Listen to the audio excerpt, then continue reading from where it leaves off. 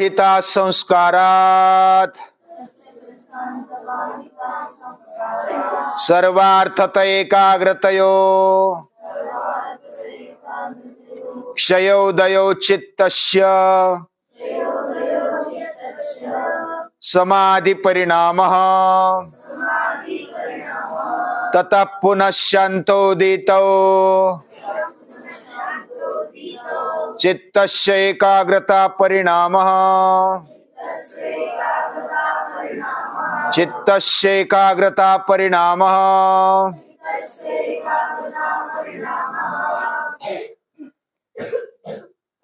नदी बहती है, नदी का एक प्रवाह है।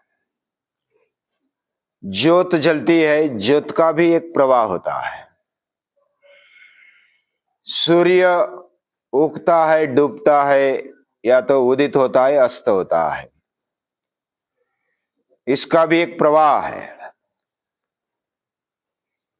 ये सृष्टि में लगभग सभी एक प्रवाह में, एक चक्र में चल रहे हैं, यानी गति है उनमें।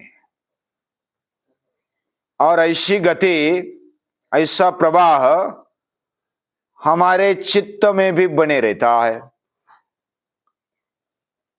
लेकिन उसको बने रहने के लिए हमारे मन में, बुद्धि में समझ आनी महत्वपूर्ण है। समझ यानी हर एक कृति समझकर करना। जैसे हमारे शरीर पर बाल बढ़ते लेकिन हमारे समझ में नहीं आता। हमें ऐसा लगता है कि कल के ही बाल हमारे ऊपर है, हमारे शरीर पर है। हम नदी में जाते हैं, नदी बहती है, तो हमने एक पांव रखा, दूसरा पांव रखते वक्त वो दूसरे पानी में पांव चला जाता है, यानी कि पानी का प्रवाह वो आगे बढ़ता है। वही नदी नहीं रहती जिसमें हम पांव डाला वो तो आगे बह गई, दूसरा पांव डाला फिर आगे बह गई। वैसे ज्योत का भी प्रवाह है। ज्योत में जो ईंधन है, ऑयल है, वो जलते रहता है, और जलते रहने के साथ साथ वो ज्योत प्रकट होते रहती है। और उसमें इतना सातत्य होता है कि वो हमें समझ में नहीं आती। पहली ज्योत वैसी दिखती है। यानी चित्त के ऊपर, चित्त की अवस्था में 3 परिणाम इधर बताए महर्षि पतंजलि ने। पहला है निरोध परिणाम। निरोध परिणाम में जो कुसंस्कार है उसका दब जाना, यानी वो उत्थित होने वाले जो प्रकट ऐसे संस्कार है, कुसंस्कार है, अच्छे भी संस्कार है, वो दब जाते हैं। और योग्य संस्कार, निरोध संस्कार, उसका प्रादुर्भाव होता है, वो उत्पन्न होते हैं। और जो निरोध संस्कार, जो कि व्युत्थान संस्कार को दबाने वाले, वह निरोध परिणाम माना जाता है। उसमें जब सातत्य आने लगता है, यानी निरोध संस्कार बार बार होने लगे, तो उसकी एक प्रवाहिता बनती है, उसकी एक गति बनती है। जैसे हमारे कुसंस्कार यानी बुरी आदतें कम होने लगी, अच्छी आदतें आने लगी। हमारी वाणी में, हमारे शरीर में, हमारे मन में ये जो बदलाव होता है ना, वो बहुत धीरे धीरे होता है। जैसे शरीर के बाल बढ़ते हैं, हमें पता भी नहीं चलता, लेकिन बढ़ते तो है ना। तो ये बात जैसे हमारे समझ में नहीं आती, लेकिन वो क्रम क्रम से बनते रहती है। वैसे हमारे चित्त में धीरे धीरे बदलाव आता है। और पहला निरोध परिणाम है, और उसकी कंटिन्यूटी बनती है तो प्रशांत वाहिता, ये संस्कार से स्थिति बनते जाती है। और ये जो स्थिति है, वह स्थिति समाधि परिणाम भी उधर चलते रहते हैं। जब हमारी मेहनत, हमारा पुरुषार्थ या तो साधना, उपासना बोल सकते हो, अलग अलग शब्द उपयोग कर सकते हो। तो मन का जो भटकना है इधर उधर, जैसा भगवत गीता में अर्जुन ने भी पूछा था भगवान को, चंचलमी मन कृष्ण प्रमाथि बलवत दृढ़म तस्याहम निग्रहम मन्ये वायुरिव सुदुष्करम। मन भटकता है इधर उधर, कोई बोलता है तो उधर जाता है, बोलने में मन नहीं रहता, या तो हम कुछ करते हैं तो मन इधर उधर भटकता है, इधर भागता है उधर भागता है, उसको एकाग्रता पाना बहुत कठिन हो जाता है। तो अर्जुन पूछते हैं ये चंचलता हमारे कैसी कम हो जाए, उसको पकड़ना मुश्किल लगता है, नामुमकिन लगता है। चंचलमी मन कृष्ण प्रमाथि बलवत दृढ़म तस्याम निग्रहम मन्ये वायुरिव सुदुष्करम। वायु को पकड़ना जितना मुश्किल है उतना ही मन को पकड़ना मुश्किल है। तो वायु को मुट्ठी में हम नहीं पकड़ सकते, वो तो निकल जाता है, फिसल जाता है।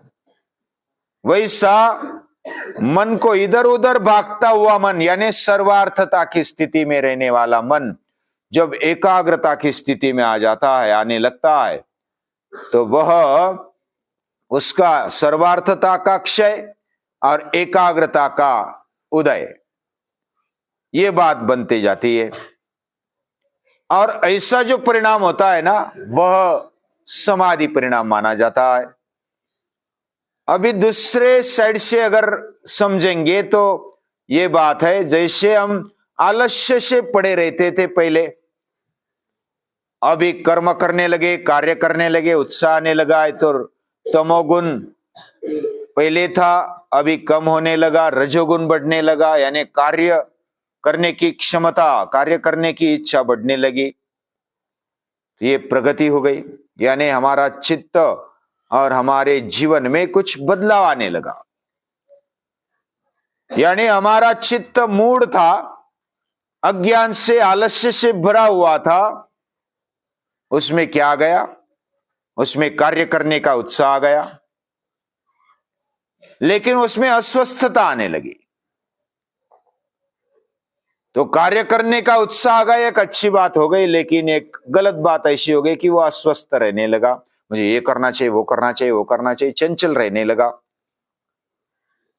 चंचलता से भी फिर आगे बढ़ा, विक्षिप्त अवस्था आ गई, यानी कि कभी लगता है कि नहीं नहीं, आज से मैं निश्चय करूंगा, एक भी बात नहीं रहने दूंगा, सुबह उठना हो, प्रभात फेरी में आना हो, सूर्य नमस्कार करना हो, एक भी बात नहीं छूटनी चाहिए। तो ऐसा संकल्प एक बार कर लेता है, फिर थोड़ा सा आज के दिन जाने दो, आज ज्यादा शरीर दुख रहा है, आज माथा दुख रहा है, आज मूड नहीं है, ऐसा भी कोई बोलते हैं। वो मूड आने की हम राह देखते हैं। फिर मन ढिलाई की तरफ जाता है, तमोगुण रजोगुण की तरफ जाता है, कभी अच्छे भी करते, कभी गलत भी हो जाता है। हाँ, कुछ पूछना है? हाँ, रजोगुण मतलब जैसे तमोगुण, रजोगुण और सत्वगुण, ऐसे 3 गुणों से हमारा जीवन बना है, ये पूरी सृष्टि बनी है। जैसे गीता में कहा गया है, रजोगुण मतलब कार्य करने की इच्छा, प्रवृत्ति रहना, ये रजोगुण का परिणाम है। और तमोगुण का परिणाम है आलस्य करना और अज्ञान में रहना, पड़े रहना। और सत्वगुण का परिणाम है अभ्यास करने की इच्छा होना और ज्ञान प्राप्त करना। यानी जैसे सत्वात संजायते ज्ञानम रजसो लोभ एव च, रजस से लोभ आता है, सत्व से ज्ञान होता है, प्रमाद मोह तमसो भवतो ज्ञानमेव च। और तमोगुण से क्या आता है? प्रमाद आता है, आलस्य आता है, अज्ञान आता है। तो ये इसके परिणाम है। यानी ये प्रकृति जो सृष्टि बनी है ना, ये 3 गुणों से बनी है। उसमें रजोगुण कार्य प्रवृत्त करने वाला, इच्छा प्रकट करते हुए कुछ कार्य करने की इच्छा पैदा करने वाला है। तो इससे हम ऊपर उठते हैं, कुछ जानने की इच्छा होती है, तो एकाग्र हो जाते हैं। और एकाग्र होना, इसके संस्कार का उदय होना, यह समाधि परिणाम है। लेकिन उसमें कंटिन्यूटी बने रहना, तथा पुनः शांतोदित, यानी पुराने जो संस्कार है वो शांत होने लगे। यानी पहला जब कोई समझो कि बॉल फेंकते हैं, ऊपर बॉल फेंका तो फिर नीचे आता है कि नहीं आता, वैसे हमारे मन को ऊंचे विचार दे दिए। अभ्यास करते हुए शिवाजी महाराज का अभ्यास किया, ऐसा लगता है कि मैं शिवाजी महाराज बन जाऊं। फिर थोड़ी देर में लगता है कि शिवाजी महाराज नहीं बन सकता, लेकिन मावड़ा तो बन सकता हूं, तो मावड़ा बन जाओ। फिर थोड़ी देर में लगता है अरे मावड़ा बनना भी इतना कठिन है कि मुश्किल है, तो फिर बोलते हैं कि आज के दिन जाने दो, कल से करेंगे, मावड़ा बनेंगे, कल से हम शिवाजी महाराज बनने का प्रयास करेंगे। तो ऐसा होना, ये फिर नीचे आना है। जैसे बॉल को ऊपर फेंका फिर नीचे आ गया, उसका स्वभाव है, तो बार बार उसको फेंकना होता है। तो बार बार फेंकना, तथा पुनः शांतो दितो, बॉल फेंका फिर स्थिर और शांत होने लगा, नीचे आने लगा, तो फिर फेंकने के लिए फिर उसको ताकत दे दी, फिर वो ऊपर आ गया। तो तुल्य प्रत्ययो, एक समान लेवल पर वह रहने लगा। हमारा चित्त ऊंचे विचारों में या तो एकाग्रता की स्थिति में, जैसी स्थिति बनी पिछली वाली स्थिति, शांत होने वाली स्थिति, और नई जो स्थिति है वह तुल्य प्रत्ययो है, यानी कि अभी ऊपर नीचे नहीं हो रही है, अभी एक समान एकाग्रता में वो बने रही है। उस स्थिति को एकाग्रता परिणाम बोलते हैं। जैसे पहले हमने ज्योत का उदाहरण देखा, ज्योत कैसे वह हर क्षण नहीं बनती है, फिर भी हमें एक ही दिखती है, वैसा हमारा चित्त हर क्षण नया रूप ले लेता है। लेकिन पहला जो रूप था, जो एकाग्रता में बना हुआ था, दूसरे क्षण भी वैसा ही एकाग्रता में बना हुआ है, उसकी प्रवाहिता है। वह जो प्रवाहिता है वो एकाग्रता परिणाम है। यहां तक समझ में आ गया ना? हाँ, पहले कुसंस्कार थे, सुसंस्कार के संस्कार होने लगे, तो उधर निरोध परिणाम होने लगा, यानी हमारे कुसंस्कार दबने लगे। गलत बातें हमसे अभी नहीं हो रही है, अच्छी अच्छी बातें हम जानबूझकर उसको उठा रहे, जबरन उठा रहे।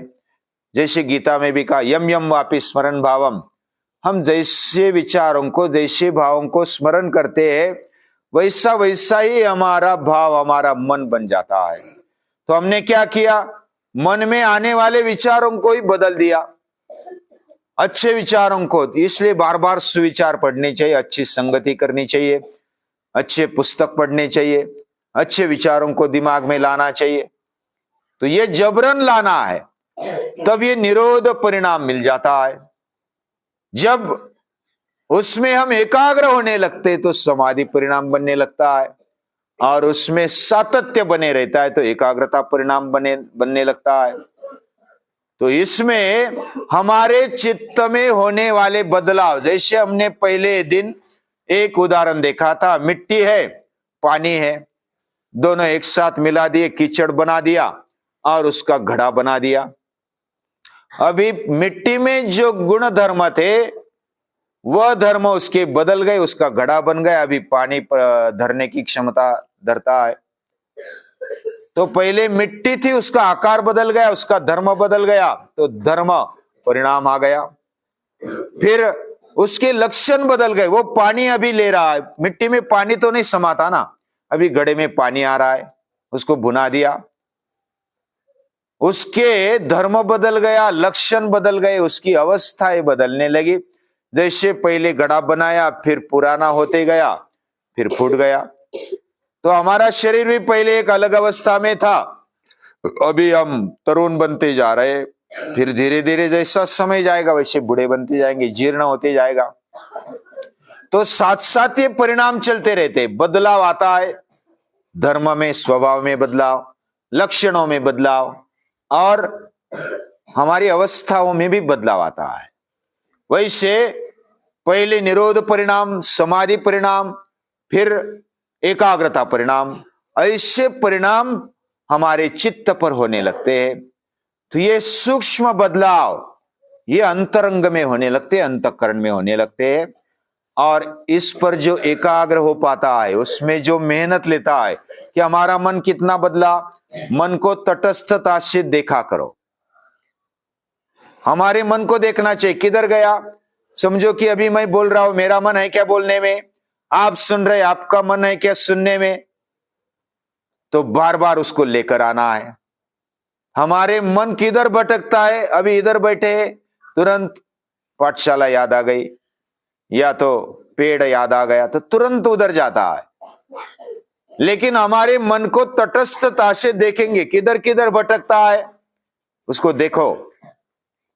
तो ये अभ्यास करने के प्रकार है अलग अलग।